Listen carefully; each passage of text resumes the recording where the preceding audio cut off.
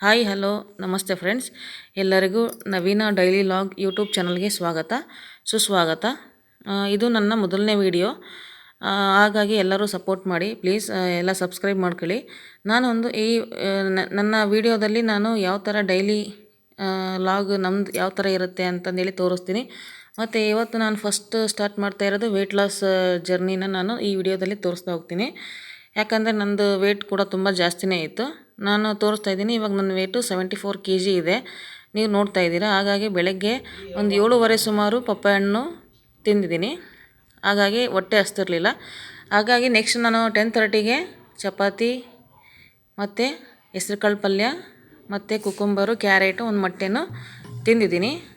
ಅದಾದಮೇಲೆ ನಾನು ಸ್ವಲ್ಪ ಗ್ಯಾಪ್ ಕೊಟ್ಟು ಮಧ್ಯಾಹ್ನ 3 ಗಂಟೆ ಸುಮಾರು ನಾನು ಊಟ ಮಾಡಿದ್ದು.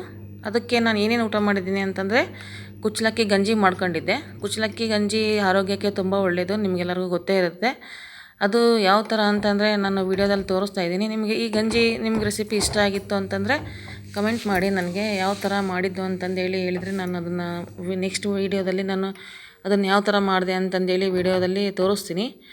ಅದಾದಮೇಲೆ ಕುಚ್ಚಲಕ್ಕಿ ಗಂಜಿ ಹೆಲ್ತಿಗೆ ತುಂಬ ಒಳ್ಳೆಯದು, ತಂಪು ಕೂಡ ಇರುತ್ತೆ ಬಾಡಿಗೆ. ಆಮೇಲೆ ಇದಕ್ಕೆ ನಾನು ಅವರೆಕಾಳು ಸಾಂಬಾರನ್ನ ಮಾಡಿದ್ದೆ. ಹಂಗಾಗಿ ಕುಚ್ಚಲಕ್ಕಿ ಗಂಜಿ ಜೊತೆ ನಾನು ಅವರೆಕಾಳು ಸಾಂಬಾರನ್ನ ಕೂಡ ತಿಂದಿದ್ದೀನಿ. ಟೇಸ್ಟ್ ತುಂಬ ಚೆನ್ನಾಗಿತ್ತು. ಇದು ನನ್ನ ವೆಯ್ಟ್ ಲಾಸ್ದು ಮೊದಲನೇ ವಿಡಿಯೋ ಆಗಿರೋದ್ರಿಂದ ಎಲ್ಲ ಪ್ಲೀಸ್ ಸಪೋರ್ಟ್ ಮಾಡಿ, ಕಮೆಂಟ್ ಮಾಡಿ. ಏನಾದರೂ ಮಿಸ್ಟೇಕ್ಸ್ ಇದ್ದರೆ ಅದನ್ನು ನಾನು ನೆಕ್ಸ್ಟ್ ವಿಡಿಯೋದಲ್ಲಿ ತಿದ್ಕೊತೀನಿ.